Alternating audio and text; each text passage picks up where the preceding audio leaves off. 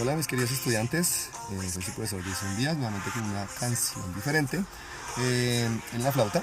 Esta canción que voy a interpretar se llama Party Till We Die, que traduce fiesta hasta que muramos. ¿Por qué ese título así como tan extraño? Es una canción de música electrónica y pues en este tipo de fiestas, de rumbas, las melodías son cortas pero son repetitivas con variaciones en el ritmo. Entonces vamos a interpretar un pequeño fragmento de unas melodías que suelen interpretarse o que suelen sonar en esas fiestas de música electrónica.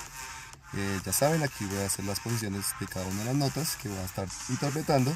Y pues si tienen dudas, acudan al video y también lo puedan practicar conmigo.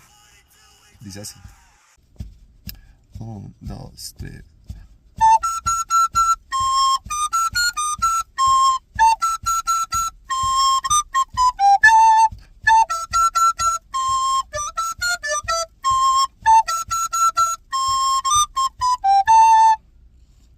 Listo, nos vemos en la próxima.